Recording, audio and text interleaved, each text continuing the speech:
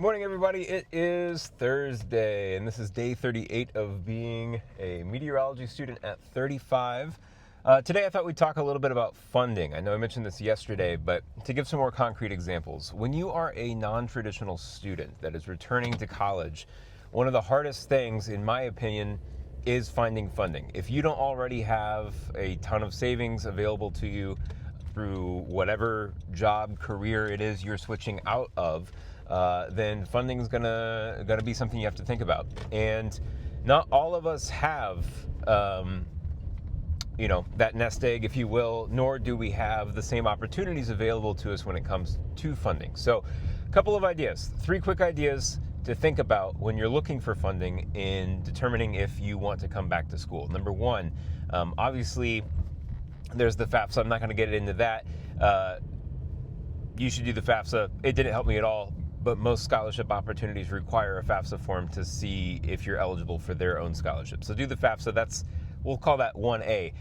1B, look for community foundations in your city.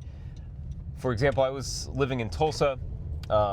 They had several different philanthropic organizations that provided scholarships, grants, resources to individuals who maybe fell outside the typical college window. So start with your community foundations. Look there.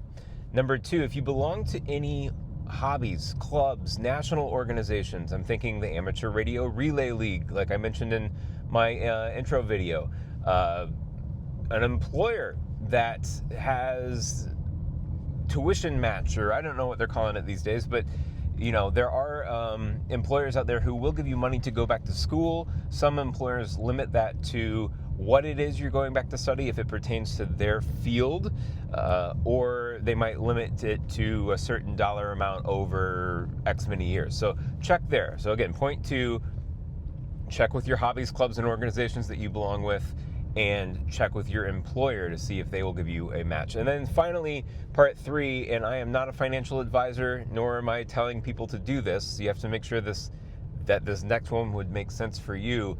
But you can use, in some cases, 401k early to pay for college tuition, room and board, and such expenses. There's a lot that goes along with that, so you would need to investigate that for your particular situation.